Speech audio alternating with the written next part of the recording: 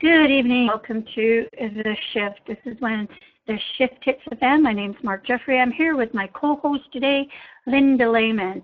And today we are going to be talking about stress and busting stress. Stress busting 101. Now, we come across stress or stress comes across us, and oftentimes we don't even know that it's there. Women, we're the worst for that. We take on all comers, and we never seem to think that it's ever going to have any kind of adverse effect on us. Problem is, we don't see it.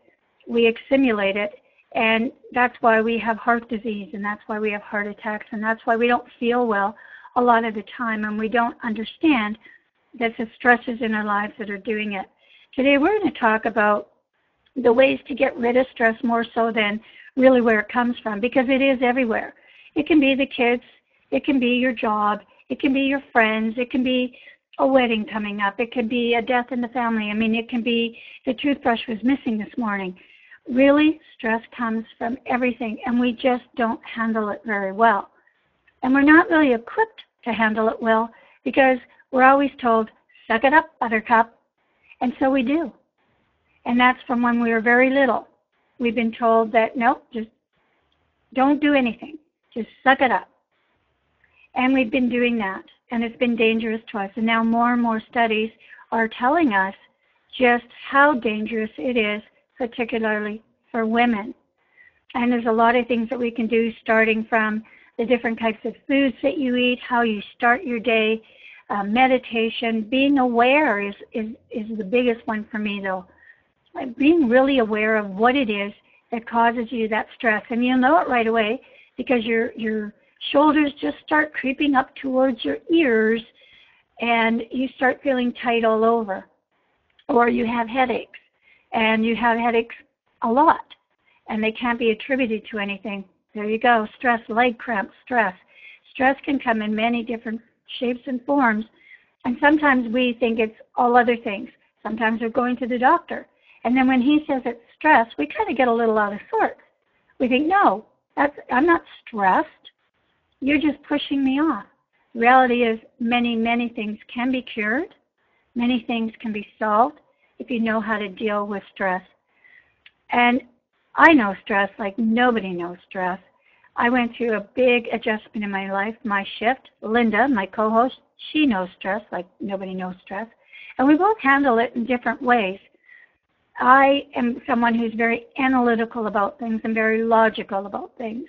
So when something comes into my life and it's pushing me to feel out of sorts, or I just don't feel good, I'm the one that will take the 10 minutes, shut a door, put on some soothing music, and just lay there thinking about what it is that's pushing me in the direction that I don't want to go.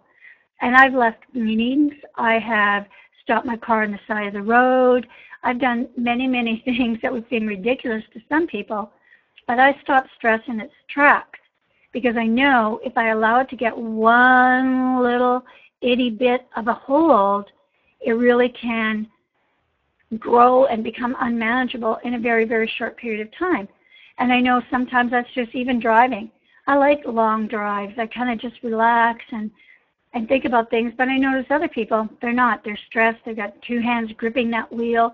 They're worried about what everybody else will do on the road. And I'm just sitting there going, well, you can't control whatever anybody else does. You certainly can control yourself. So we'll talk about control. We'll talk about what happens when you become stressed internally. There's some synapses in your brain. There is your abdominal muscles are in on that, your gut. And that's really where your well-keeping is, in your gut. And that's why it's so important that we say all the time on this show, trust your gut. It's real important to do that because your gut is what looks after you. It has the immunity. It handles antibodies. It handles everything. So when you're clutched in that position or you can't void your bowels, all of those things, yep, you guessed it, right back to stress. So then I'm going to get your take on this first too about how you visualize the stress in your life. Just a few things that you might do that can help our listeners out there just get the better of stress. Oh, sure. Thanks, Mark. Yeah, stress is a biggie, and even people who have taken the steps to learn how to recognize stress and then how to release the stress from their bodies, it doesn't mean that they don't experience it from time to time. I think one of the keys to dealing with stress is awareness, being aware that it's there, recognizing it. You know, in my past life, I have to tell you, I didn't handle stress very well. And as you said, it builds up. It builds up in our bodies. You know, our cells absorb it when we're clenching, when we're, you know, like as you said, our abdominal muscles tighten, and we might, you know, tighten our fists on the wheel of the car, or even just make a fist by our side. You know, that's us holding in this stress, and stress is very negative energy. But it doesn't. It has to go somewhere. So when we're doing this and when we're stressful, then that negative energy, that stress is permeating every single cell of our body, and it starts building up, and it causes disease, or you might look at it dis-ease, because you're not at ease, you're at dis-ease. And after a period of time, maybe we can come up with some really doozies, as you said, like heart disease, you know, even cancer, Mark. You know, I think back in my life, and I look at how, you know, what I was thinking and what I was doing in the years prior to my diagnosis, and I'm thinking, I'm taking full responsibility for this, because there were many times that I let it build up so much. Stress build up so much, and I really didn't have an outlet. I didn't know how to handle it. And as you said, I was raised to just suck it up, just deal with it. That's what I was told. But nobody ever said, well, okay, how do I deal with this? You know, one neat and interesting thing that one of my mentors, Bob Proctor, taught me was it's a little term, and I've adapted it myself. And that term is, that's interesting. And when I say that, that's my signal to myself to take a step back and look at whatever's causing, you know, me to feel this blood pressure increase, or feel this irritation, or this tensing up of all of my muscles. That term, that's interesting, says, Linda, stop and step aside. Now, it may be that I'm stepping aside from some negative energy coming at me from somebody else. Maybe somebody's in a really bad mood and trying to share that bad mood with me and everybody else around. Or it may be a situation that I'm about to just react to. Instead of taking a step back, it may be looking at it from a different perspective, stepping aside and trying to find the good in that. And a funny story attached to this term that's interesting. Back in when I was working with another company, and I had employees, and one of my employees was really open to being mentored and coached. And so I explained to her that little cue that I would give myself, that, that's interesting, which tells me to step aside from this negativeness that's going on around me. And she and I were on a conference call together, and we probably had at least 25 people on this call. And I don't know if you're familiar, sometimes big organizations have like music on hold. Well, someone in the conference call decided to put their phone on hold, which, while all of us are trying to talk about, you know, some really important steps we need to take to bring on this very large medical practice, somebody puts us on hold, and so we have this music blaring in the background, basically covering up anybody who was trying to talk. And so I could just feel, you know, my neck getting red, and I could just feel this pressure coming up. And so just out of the blue, I said, that's interesting. And then I took a deep breath, and I said, you know what, folks, there is nothing else that we need to talk about today that we can't communicate via an email or something until we meet again next week. So I'm just going to close this call out, and we finished the call. Well, my employee called me back right after we got off the call, and she said, Linda, I had to put myself on mute so fast because I was laughing my sides off, falling out of my chair, because I knew exactly what you had just done. You had just stepped aside from that negative energy and that stress that we were experiencing on that call. Well, that's right. You know, it's interesting how it does it. But Linda, here's something that I think we really need to talk about today, because a lot of women don't even recognize the fact that they're under stress. I mean, young mothers, people, women that are working, have children at home, maybe working 2 or 3 jobs, trying to, make their way in life, and they don't even understand, because they're going in so many different directions. It's commonplace. It's their life. And I'm going to agree with that, only because a similar experience. When I was working in the corporate world, I was flying everywhere. I was working all the time. And it wasn't until I actually changed everything in my life. I just made that decision, right? I was not going to work for anyone. I was going to work for myself. I was going to do things. I just, one day just did a 180 and said, okay, enough of this. And it wasn't because I was under stress. It was just, I guess I was, but the decision-making process, I didn't think I made it because I was under stress. I just needed more time to myself and wanted to do other things. And then the first week after that, I almost thought that I lost 30 pounds. I really sincerely thought I lost 30 pounds. I felt so light. My head was clear. I got up in the morning, and you know how sometimes when you were working and you just kind of drag out of bed, you kind of, okay, I'm up. Then your feet hit the floor. And I found myself kind of like a one-shooting thing, like a comic book character, just popping out of bed and going, like you said, that's interesting.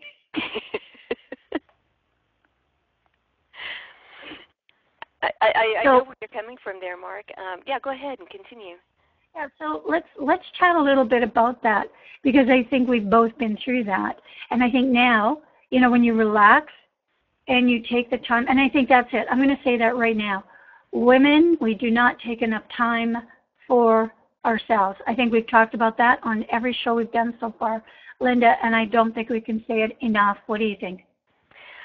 You are spot on there, Mark. We don't take the time for ourselves that we deserve, and that we need to keep ourselves healthy, because stress, quite frankly, it makes you sick.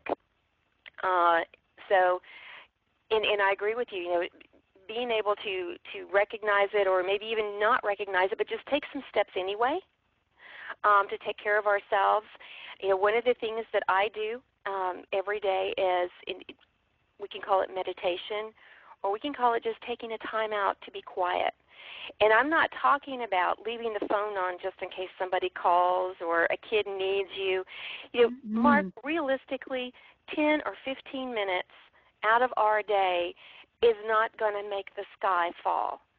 And so what I do is, well, first of all, I do this more than one time a day. For me, at least twice a day, I take at least 10 minutes, shut off all email, all phones. I even discovered that I needed to put my, either turn my cell phone completely off or put it on airplane mode so that nothing can go through. And just take the time, whether you're doing just focused breathing, or whether you're listening to very soothing music, or whether this is a time that you decide to visualize a goal that you have. It's just quiet time to yourself. You're breathing deeply. You're picturing your entire body just completely relax, and you can do it from your head all the way down to your toes until you just feel your body just give into it. It's going to support you, and it's going to thank you so much for allowing that relaxation. And what this does, Mark, I've been doing some recent study about our brain and how it functions, and when we're stressful, whether we're recognizing that stressful moment or not, our body, our brain is signaling our body to release a chemical, endorphins, and what that does is it causes, getting a little technical here, but it causes that prefrontal lobe in our brain to shut down. And so instead of being able to rationally think things through, we're in that fight or flight mode.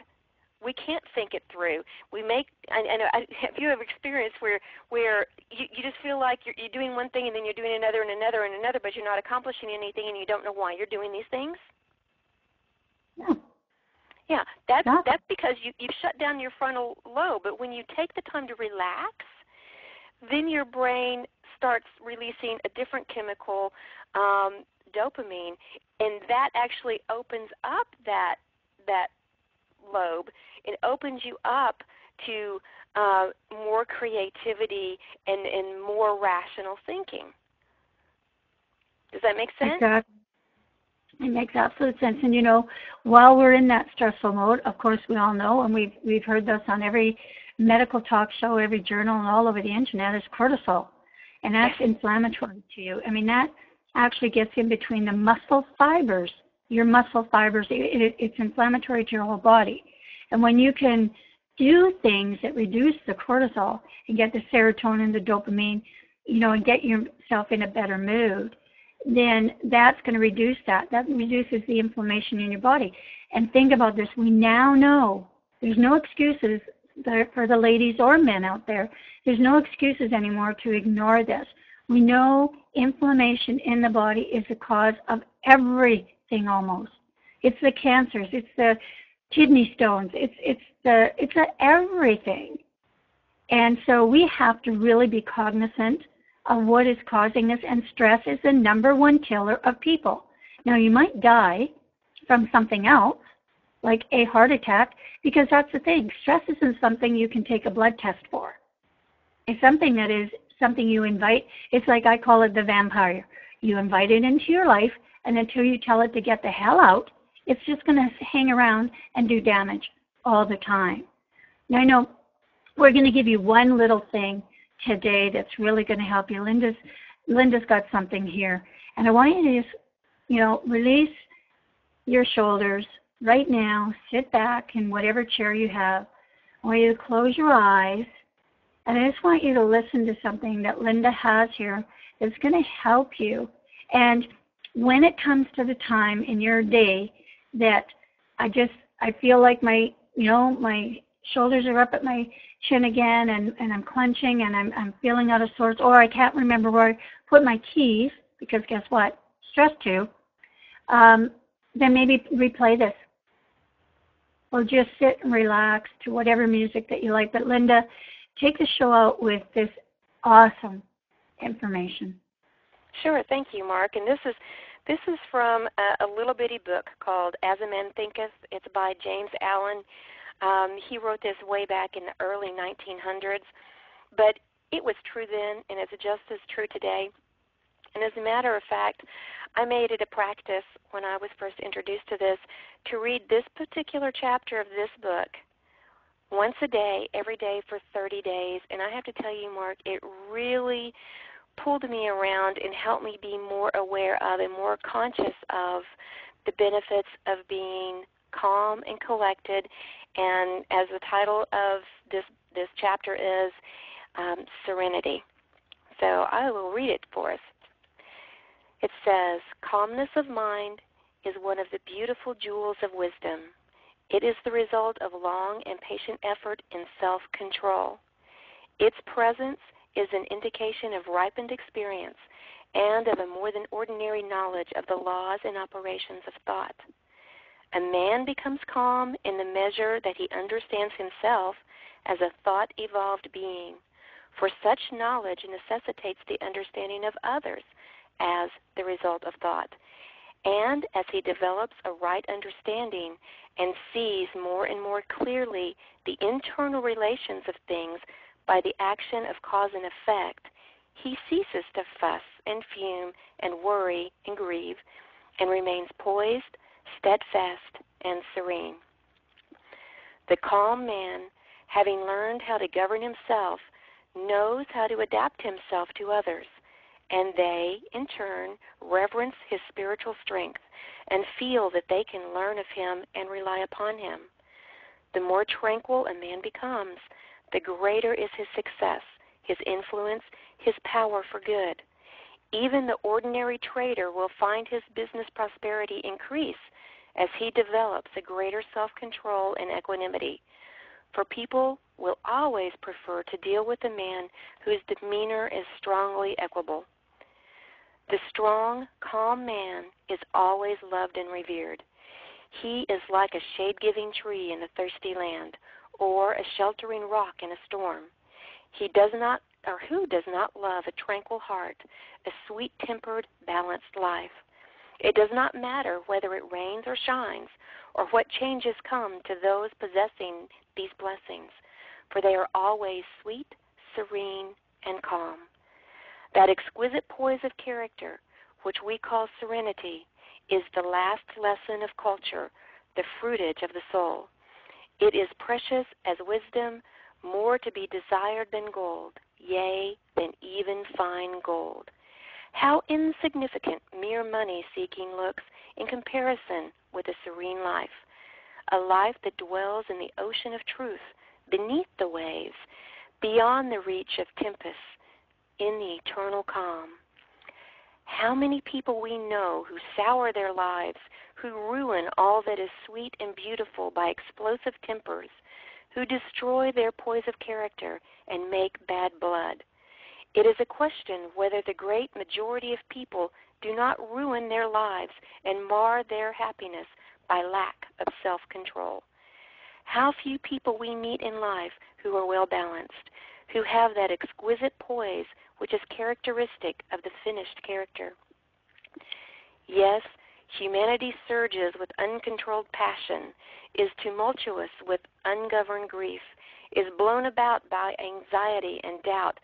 Only the wise man, only he whose thoughts are controlled and purified, makes the winds and the storms of the soul obey him. Tempest-tossed souls, wherever ye may be, under whatsoever conditions ye may live, know this: in the ocean of life, the isles of blessedness are smiling, and the sunny shores of your ideal await your coming. Keep your hand firmly upon the helm of thought. In the bark of your soul reclines the commanding master. He does but sleep. Wake him. Self-control is strength. Right thought is mastery. Calmness is power. Say unto your heart, peace, be still. And with that, Mark, I bid you a great evening. And to everyone, peace, be still. Thank you, Linda. That was awesome. And we'll see you all again next Monday night at 8 p.m. And we'll come up with something totally awesome for you guys. So we hope to see you then. See you later, Linda. See you, Mark.